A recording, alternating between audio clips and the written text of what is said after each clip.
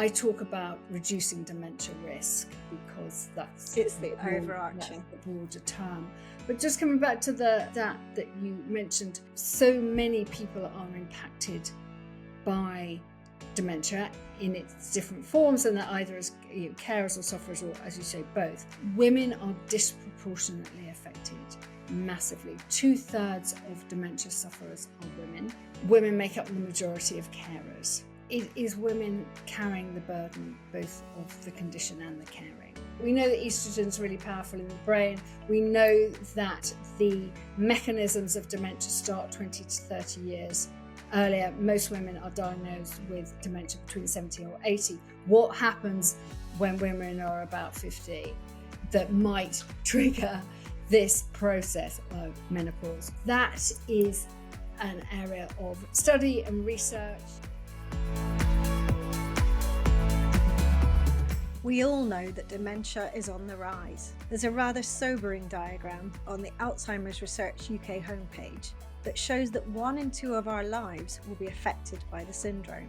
If that seems rather high, it's because it includes those who care for sufferers, as this can be as devastating as the syndrome itself. I first noticed Susan Saunders because she was sharing such positive, hopeful messages, and of course part of her message includes the need for us to move more now to try to prevent the onset of dementia. With just over 2 in 10 people in the UK developing it, and just over another 2 being carers, and then another 1 being both carer and then sufferer themselves, it's clear that we all need to know as much as we can about how we can do our best to prevent dementia or delay the symptoms as far as possible, or to be as well as we can be to be able to look after a loved one. Having had first-hand experience of this, Susan trained as a health coach to be able to help people using the tools she's learned and sharing her incredibly important message. I started the conversation with Susan by asking her about her favourite things to do.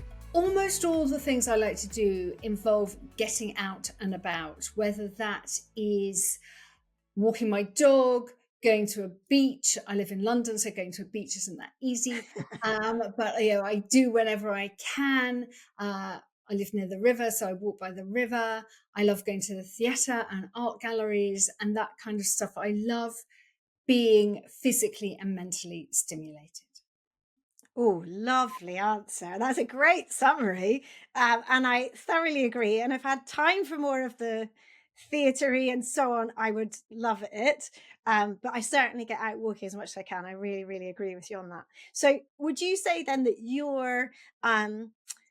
that sounds like that you really don't take life for granted. You really relish your ability to do those things. Would that be accurate? Yes. Yeah, absolutely. And I think as we get older, whatever our circumstances are, we are faced with thinking, well, what do I really want to do? How do I really want to spend my time? And of course, we all have pulls on our time and responsibilities that mean that not that much of our time is our own. And therefore, when we do have a bit of time to ourselves, it's really precious and valuable. And we have to think what we really want to do with it.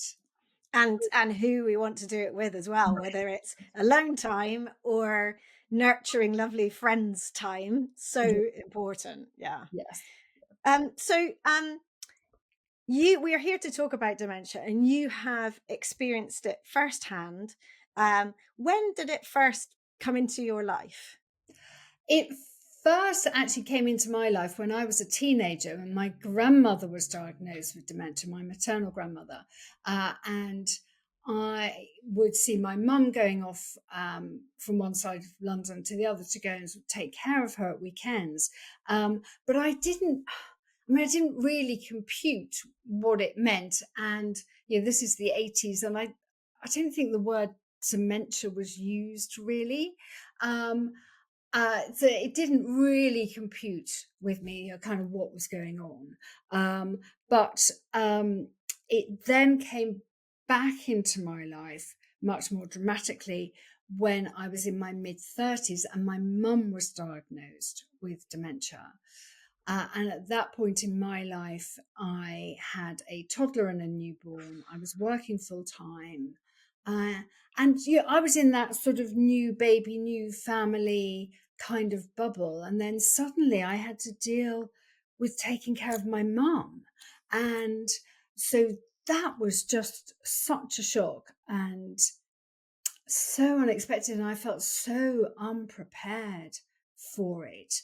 And my friends were at the stage where they were leaving their kids with their mum for the weekend and going away with their husbands. And I Yeah. was leaving my kids with my husband and going to take care of my mum. Mm. So it was a very rapid learning curve about what was needed and what was required. And there weren't many resources, and we didn't have social media, of course, and because this was over Mm. 20 years ago. And so I didn't really know where to turn or what to do, and felt I was constantly kind of running to keep up. Like, what does she need next? What's going to go wrong next? What? How do I juggle all these different things? Family and mum and work and all those things. It was a lot to take on. And how long did that phase last? Well, from the point of her being diagnosed with severe vascular dementia, that was the Right. diagnosis we were given. She then lived another 12 years, but towards the end, I couldn't do it all by myself. We had carers coming in Yeah. as well, but then that's a different thing because then you have to manage that Mm. team and what do they need and what are their requirements and how does that work? So that was a different thing, but yeah, so it was a long phase of life. Yeah. And so did you only get that sort of support in a way towards the end? Did you have no support before that, or was there anything around that you could help, you could lean on? Well, yes, I mean the council provided. No, they didn't provide. I paid for, but they put me in touch with an agency that had dementia specialist carers. And they also had a day centre, which she went to, which is dementia specialist day centre, which she went to 1 or 2 days a week, because of course your budget cuts kept happening, it kept sort of being reduced and reduced, but we did manage to keep her going there at least 1 day a week for as long as we could. So you God, I mean, this is a whole other this would be a whole other podcast. I think the Mm. kind of negotiating your way through the kind of quagmire of what are we eligible for? What Mm. does it cost? How do I get it? Well, this kind of, and the cost, anyone who has cared for someone with dementia too, the cost, as soon as you stop being able to do everything yourself, the costs are just Yeah. astronomical. So there's all that, and it. But I really hope now that things are better resourced, better explained, and there is more help, and there's certainly some amazing people on Instagram doing which have who have accounts for dementia carers and lots of resources and advice. And I think I see them. I think, oh gosh, I wish I had Yeah. something similar. Yeah, absolutely. Yeah, no, you really had the hardest role to play in that. Absolutely. And as you say, a very steep learning curve, but just and she was very lucky because she had you advocating for her all the time, for presumably to try and keep her at home as much Yes. as possible and so on. And obviously lots of people don't even have that. So Yeah. um incredibly difficult. So then about 10 years ago, forgive me, I don't know when she passed away. Was it Uh, before then? Gosh, yeah. So that's nearly 9 years ago. Right. Eight, nine. So and about 10 years ago you started blogging with your friend, is that Yeah, right? yeah. So having had this, seeing this very clear family pattern of dementia and of caring responsibilities, and looking at my own daughters, I thought, well, what can I do to reduce my risk?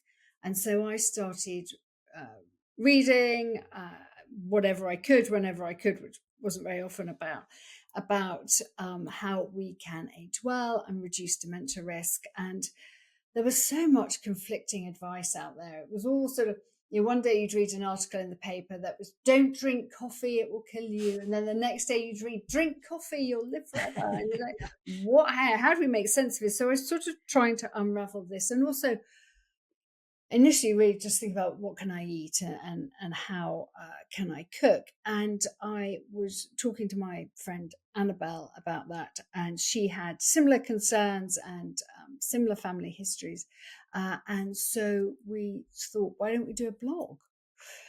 So that's what we did. So the Age Well project, which is what the blog became, started 10 years ago, and so it was really a focus to help us keep on track with our own personal Age Well projects. And initially we had a lot of recipes on the blog, what we were cooking, and then it was sort of, and because our friends kept asking us things as well, so we thought, well, friends can read it, and then it sort of took off really, which we hadn't expected, and we got a book deal. So that was all kind of really exciting.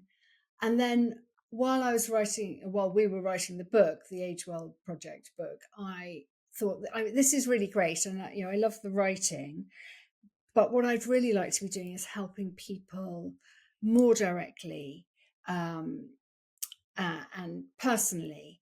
And at that point, I qualified as a health coach. So I did that, and then I kept coming back to reducing dementia risk and brain health. Yeah. So that was really my interest and my passion. Reading everything I could and thinking, what can we be doing? And the science and the research has moved on so much in the last 20 years, or even less, even the last 5 years. So I did an advanced coaching qualification with an American neuroscientist called Dr. Dale Bredesen, who wrote a book called The End of Alzheimer's, and he has a program. It's a very intense coaching qualification, took a year, but I was really glad to have done that, because it really helped me focus on what I really wanted to do, and the way in which I really wanted to help people. I mean, like, you had a very personal experience, and that led you to the coaching you do. This led me to actually really what I want to be doing. No, it's brilliant. And as always, stories where you've had a personal reason that's driven to it creates that kind of North Star. There's such an important reason that you're passionate about, that it sort of gives you that fulfillment, because you feel that you are giving back, because obviously you've learned so much anyway through the entire process. But you wanted to, it sounds like you wanted to really focus on the positives of what you can help for in preventative terms, rather than the more difficult side of the caring and so on. So and that makes absolute sense, because that's what you're wanting to do in your own life. I just wanted to read a little quote from one of your posts together, which I absolutely love, which is, you say, we're not biohacking bros or woo-woo wellness experts. We're two working mums who want the second half of our lives to be even better than the first. And I just thought that was so good, because it's true, isn't it? There's also the way people see what you're doing, and health coaching, there's a lot of different types of health coaches and so on, but your reason for doing that is genuinely to help people about something very specific. And there's probably an awful lot of people out there who have the same fears as you about aging, and we all should, because the chances of it affecting our lives is very, very high. I mentioned in my introduction about the Alzheimer's Research UK page that's got really slightly traumatizing picture of how many people are affected, both sufferers, carers, or both. And it's, the total is 1 in 2. And that's, I was quite shocked by that. I have to admit, I really didn't think it was that high. So it's incredibly important work that you're doing. So can you tell us, for those who know less, and I am one of them, what dementia actually is? I looked up, it's not a disease, it's a syndrome, a set of symptoms. I find that quite interesting. So if you can tell us a bit more, just in layman's terms, that would be really useful. Yeah, you're exactly right, Wendy. Dementia is a term for a set of symptoms the most well known of which is memory loss, but also losing language, losing words, failing to problem solve. It's losing thinking abilities, thinking speed, understanding, judgment, and I suppose ultimately independence, because when dementia takes hold, it becomes much harder to do the normal activities of daily living. Yeah. And to the point in which eventually that becomes impossible. The most common cause of dementia is Alzheimer's disease. So that is the condition, that's the illness, as it were. The second most common cause of dementia is vascular dementia. So that's when the blood vessels which feed the brain are damaged in some way, possibly as a result of a stroke or a series of or a heart attack, something like that. So that's a slightly different thing, and that is the second most common cause of dementia. So those are the causes, and it's people often use the word dementia and Alzheimer's interchangeably, but that's not a problem, but it's not correct. And so I talk about reducing dementia risk because it's the overarching, that's the broader term. But just coming back to the stat that you mentioned, yes, so many people are impacted by dementia in its different forms, and they're either as carers or sufferers, or, as you say, both. But women are disproportionately affected massively. 2/3 of dementia sufferers are women. Women make up the majority of carers. Right. So it is women carrying the burden both of the condition and the caring. So that's something we need to be really aware of as women, that we are twice as likely as men to get it, and also much more likely to end up as carers or experience being a carer. And is that a factor of the fact that the women tending to live longer, or is there something else at play that you're aware of? That's the $64 million. Yes. I mean, yes, women do live longer, but that is that's not the reason that women get dementia. Although obviously there are more older women, and therefore they are more likely to have dementia because they've lived longer. But yes, what will the answer be when all the research has been done, if that is possible? I think there are a large number of factors, one of which is that we know that reproductive hormones, particularly estrogen, play a really large role in particularly the energy supply in the brain. We also know that the symptoms, or no, the conditions of dementia in the brain, the first signs within the brain, even if they are symptomless, start 20 to 30 years before the symptoms show. That makes sense. Am I making sense? Yeah, no, absolutely. Therefore, okay, so we know that estrogen is really powerful in the brain. We know that the mechanisms of dementia start 20 to 30 years earlier. Most women are diagnosed with dementia between 70 or 80. What happens when women are about 50 that might trigger this process, menopause? So that is an area of study and research. At the moment, Dr. Lisa Mosconi has just written a really fantastic book, Brilliant book, about the menopause brain, just looking at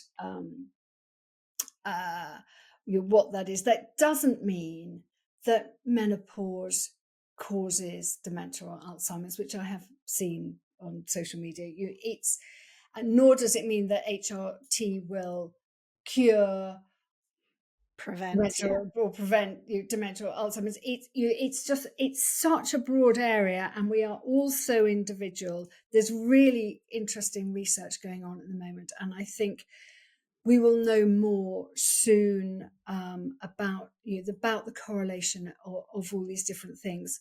I mean, to your point about why is it that women are more likely to experience dementia, once we've left out longevity and menopause, I think there are also socioeconomic factors to consider. Women are potentially less likely to have had further education historically. I mean, not now, but historically, women are less likely to have had high levels of education. They may have been homemakers and not in the workplace, so not had that mental stimulation. They may have been prioritized in care for family in all its different forms rather than spending time exercising or reading a book or looking after themselves. There are so many factors at play here. Yeah. And as you say, thank goodness there is more research happening. Thank goodness there are people like Dr. Mosconi. She also wrote The XX Brain before that, which was just such a fascinating read. And that exposure means that there will be more research. And there's been a real lack of research into women using women in general to look at correlations. It's been previously much more easier to fund studies on men because obviously women are cyclical. There's so many variants because we're such unique, nuanced individuals. Yeah. Sorry, not saying men aren't. Yeah.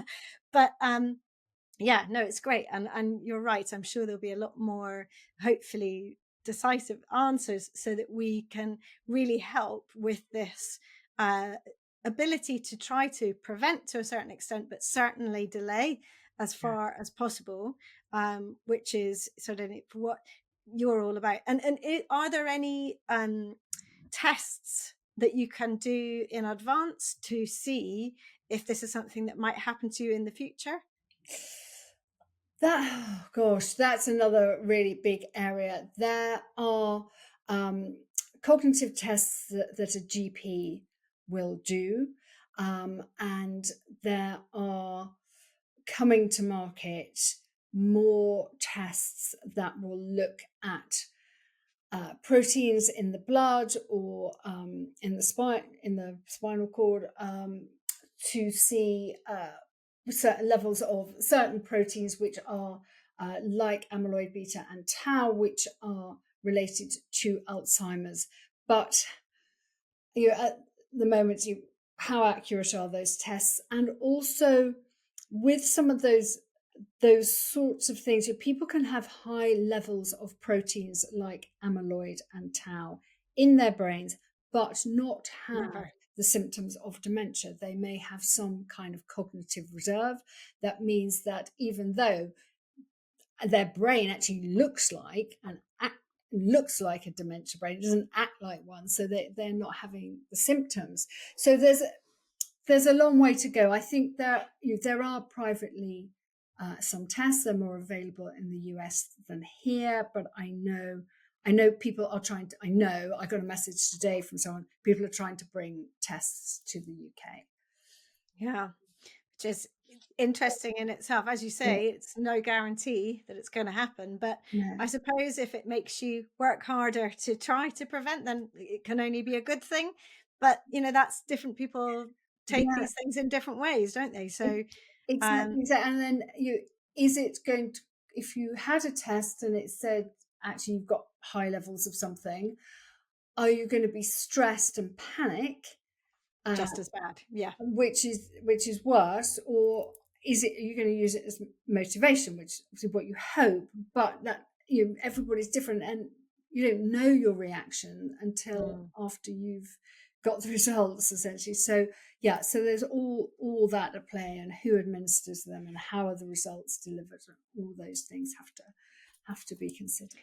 So the research so far has come up with a list of risk factors that they believe, some to a greater, some slightly lesser extent, are risk factors for getting dementia at some point in your life. And if we could just quickly go through those, not to sort of analyze each one at all, but just for information for people if they haven't seen it before, it would be useful. Now, so on my reading of it, about half of them are something that we can do something about. And that, to me, and clearly to you, feels really powerful, that you've got the ability to sort of work against these risk factors, where if there were a list of 12 or 14 that were not, that would be much more scary. So as you talk about it, you've said it in your post, it makes you feel hopeful, because there is something you can do. So if we whip through them, so smoking, obviously, Yeah. you can do something about that. That's your Yeah. choice. Excessive alcohol, that's your choice. Well, it's a choice, and I mean, addiction is a different issue. Sorry, absolutely, yes, you're absolutely right to say that, and I'm sure you've heard that before. But it is, it's not something that is in the past that you can't change or Yeah. whatever. Yeah. Obesity, diabetes, high blood pressure, and then obviously the one that I'm sort of focus on most, physical inactivity. Yeah. Depression, very difficult one. And then obviously brain injury, hearing loss. I found that fascinating, because I suppose that's like, sorry, what the other one, that was it, hearing loss that was added, or was it sight loss? Sorry, I've got it the It wrong was way around. untreated failing eyesight was the one that's just been added. Yes, but I Right. think hearing loss is such an interesting one, midlife hearing Yes. loss, and it's so under-recognized, but it is a bigger risk factor for dementia than smoking. Yeah. And it's like, wow, so I'm really evangelical about people getting hearing aids in midlife, because we all have to wear glasses. Everyone's got reading glasses, and we don't uh, think about hearing aids and hearing loss in the same way, and people are kind of embarrassed about it. I must tell you about a neighbour of mine who is absolutely beautiful. She looks like Sienna Miller, and she's an artist, and she's very cool. And she said to me, "Oh, Susan, I've got to tell you that I've just got hearing aids, because I was struggling in crowded environments, restaurants, or parties, to hear. So I'd listened to what you've been saying, and as though I've just got hearing aids." And I thought, oh, that's so brilliant. So Yeah. fantastic. Yeah. And I can sort of, I mean, if there's any link, this is clearly me talking from no evidence or reading at all, but with the distortion of life, with both visual and sound impairment, where you're sort of slightly removed almost from the world because it's not quite as accurate, everything's slightly fuzzier in either one way or another, then there's perhaps a tendency to sort of withdraw a little bit, rather than that full engagement. And I'm sure that probably doesn't help. And, you know, from knowing people very close to me who have got hearing loss and who struggle with that, I can see why that would be a connection, sadly. And it's also, it can make you very fearful. Obviously, if your sight or your hearing are particularly bad, that can really create sort of anxiety about your situation. So I can really understand that. And obviously, you talked earlier about education in younger life, which, as you say, was a lot worse in many decades ago for those who are of the relevant age, more relevant age now. But also, I was interested by air pollution in later life, and that was sort of, it's not a significant one of them all, but it's there. It has significance. Oh yeah, yes. There is a clear correlation between air pollution and dementia risk, and particularly for people like me who carry the ApoE4 gene, which is the gene linked to increased risk of Alzheimer's, particularly. And it's air pollution is such a tricky one, because there's a lot we can't do. Yeah. It's just there, but we can try and avoid very busy roads. And I have an air purifier which is sat down beside me here. I've switched it off while we're recording this because it hums. Noise. But I do use that, and also I think it's again being conscious of it. I live in London on a main road and under the flight path, so I know my air quality is poor. Therefore, that's another motivating factor to deal with the things I can deal with, like keeping moving and eating well and stimulating my brain. And also making sure, I forget the word, that's typical, but about sort of cleaning out the effects of that from your system. Do you know the word I'm looking for? Well, yeah, detox or That's detoxification. the one. Yeah, Thank you. Detoxification and sort of understanding how much that's possible for you and ways you can do it, presumably is also important. yeah. Yeah. So in your book, you talk about 6 pillars of better brain health. So let's just say that the book is called The Power Decade: How to Thrive After Menopause, and with clear reason, because women are the most affected in both the ways that you said, but also this is the time. And I say this is the time because I've just turned 50 and I'm married to menopausal. So it's definitely this for me as well. So can you tell us about your 6 pillars, and just a few sort of little practical things that people could get started with before they run out and buy your book? Well, yes. So the book is slightly different, but my 6 pillars of better brain health are diet, exercise, sleep, stress reduction, cognitive engagement, and then environment, which is a rather broad term to cover your social environment plus your built environment, i.e., where it is that you are trying to reduce your dementia risk. So the environment in which you're doing that, the people and the places, essentially. So I mean, they're all really, really important. And I said earlier, when I started thinking about my own health and aging well and reducing dementia risk, I kind of thought it was about food and what I ate. And if I got my diet right, everything else would be fine. And then the kind of big journey, the learning curve, as it were, was realizing how important so many other things are, that you've got to think holistically about your health. And there's no point eating beautifully if you're super stressed, or you absolutely stimulating your brain but never moving, and it's got to be the whole thing, the whole experience. So top tip, of course, so much top tip for each thing. I in terms of what to eat, I really rate the importance of oily fish for brain health, omega-3 fatty acids, EPA and DHA, that we find in what are called smash fish. So that is salmon, mackerel, anchovy, sardine, and herring. Smash. I've never heard of that. No, I like that. Yes, I'm that's always great. banging on about smash fish. So yeah, you don't have to smash the fish. That's just the acronym. Yes. For those kind of fatty fish. They are the best source of EPA, DHA, which really feed our brain. These omega-3 fatty acids cross the blood-brain barrier and really help feed our brain. So, and for people who don't eat fish, a marine algae supplement does the same thing, but or a similar thing. So that would be one thing for that. Movement, I'm sure we've got loads more to talk about in terms of movement.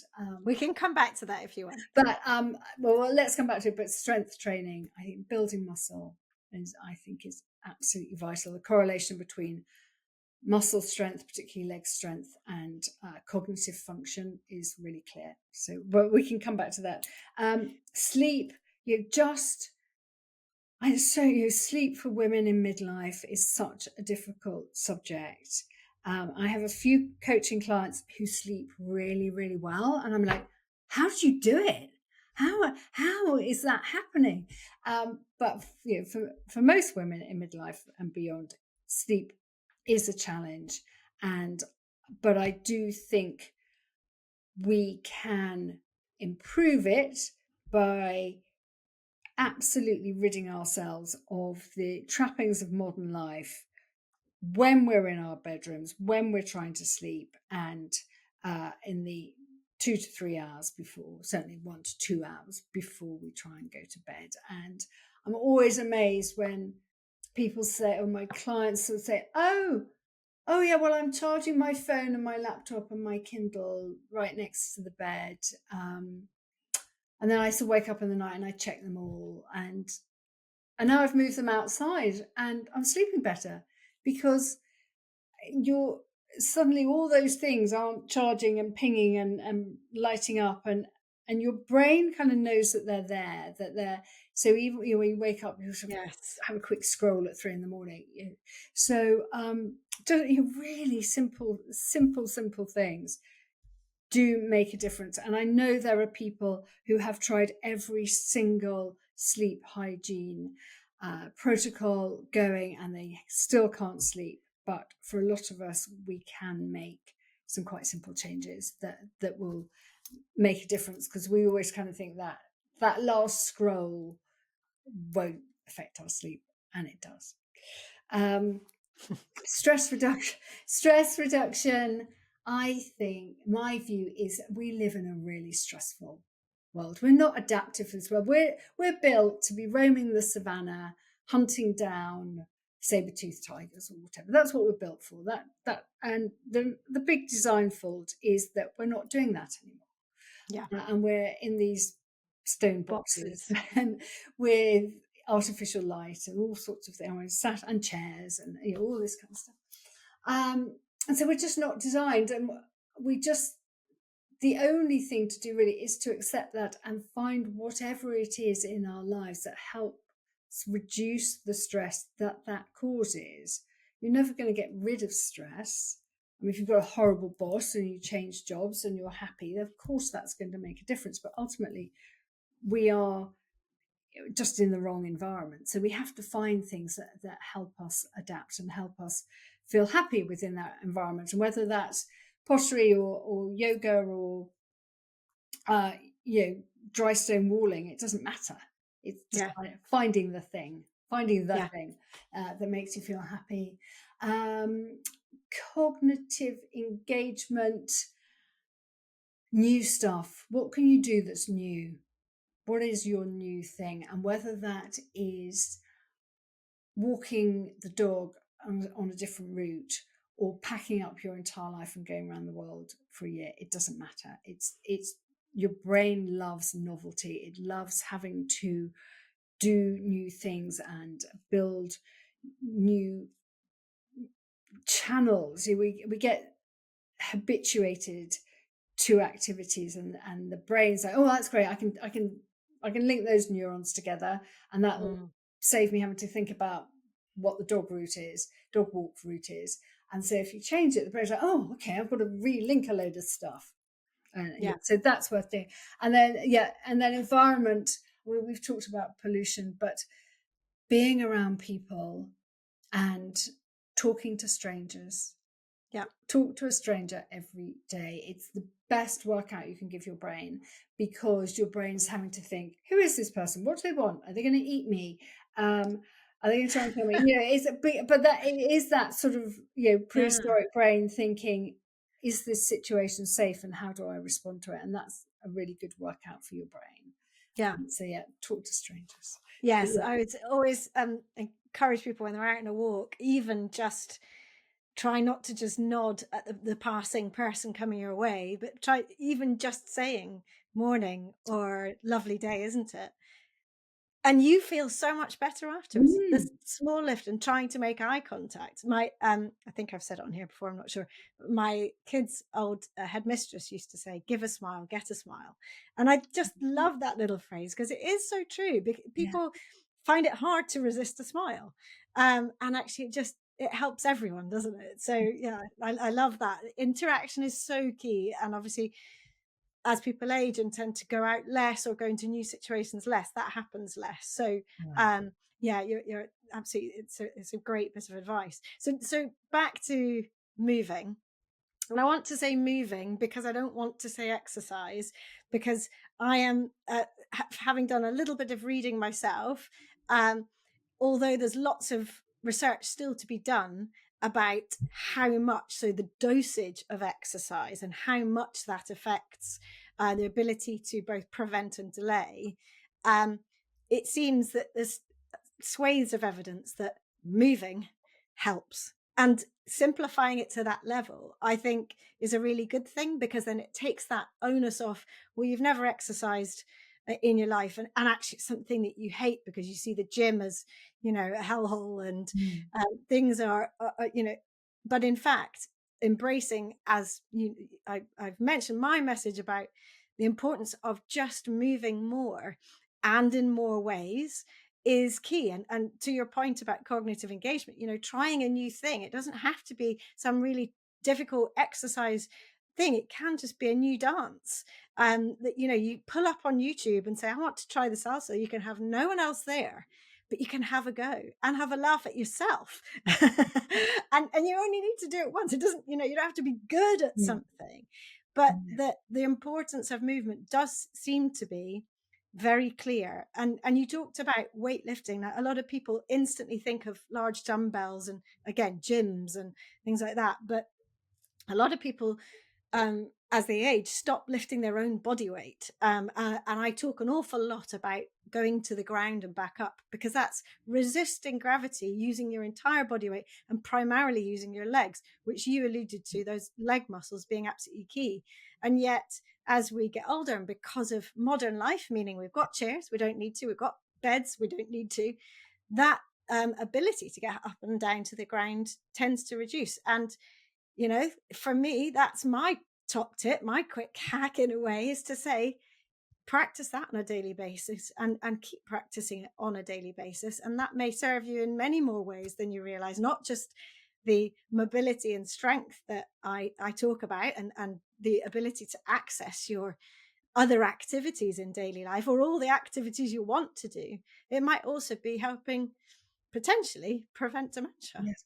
And also what we're both talking about from different angles is independence, is maintaining independence. Absolutely. You want to have the physical and mental abilities to stay independent for as long as possible. That's what we're all after.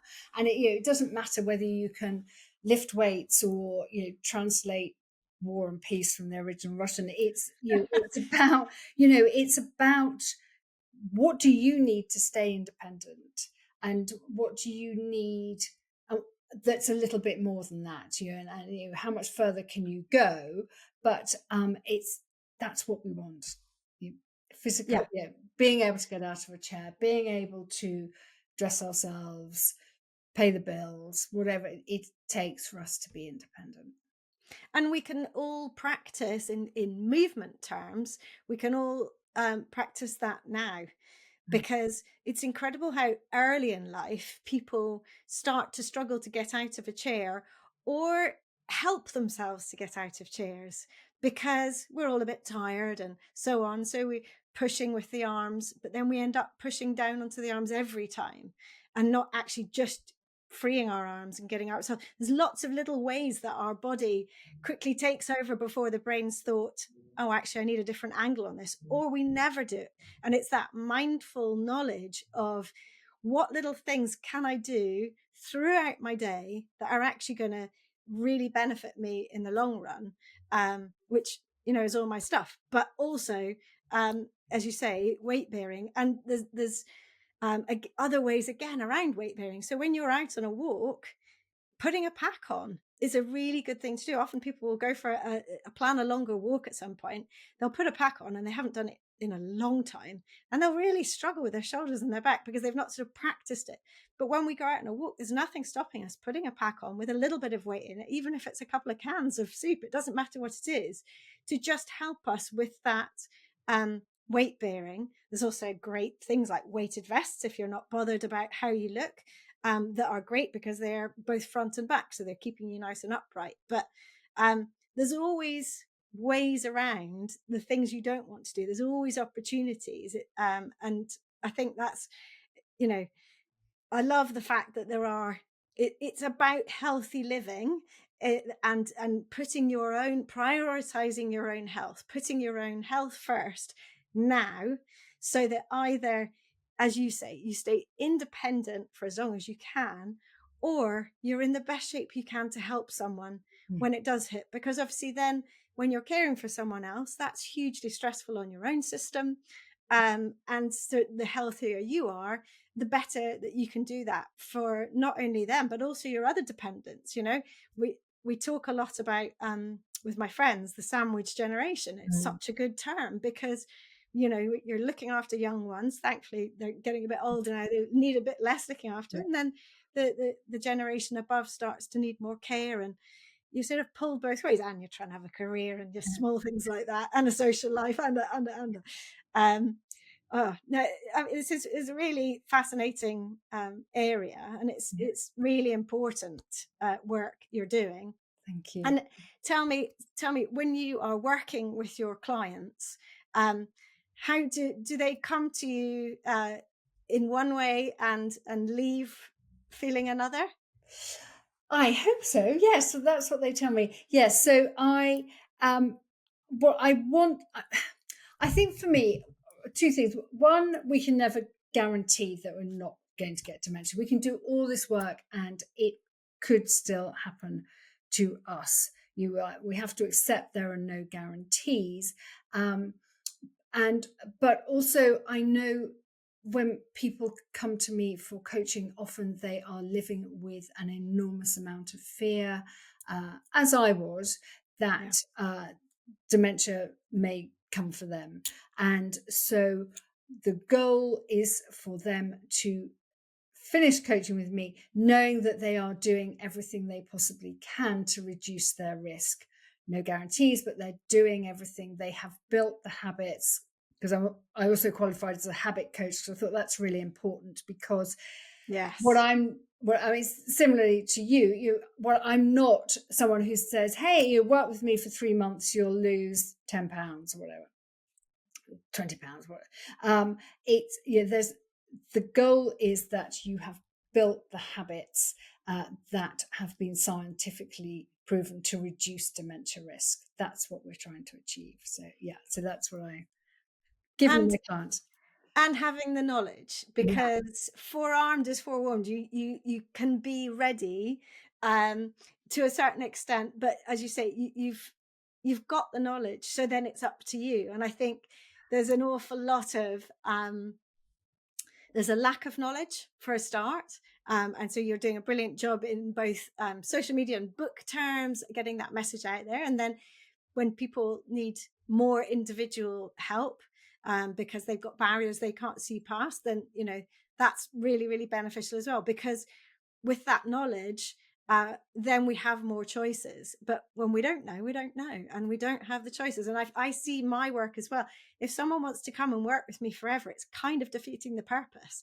The point is to come, learn, absorb, and for me, embody the movements, so that, like you're saying, they become habitual in your daily life. You're moving in a different way than you did before, and then my job is done. I mean, for me, I would say it's the knowledge, but it's also the habits and the mindset, and the three things you have to work together. You have to know what you've got to do and how important that is, but you also have to build the habits to make sure that you're doing that long term, and the mindset to want to do it and to keep you on track.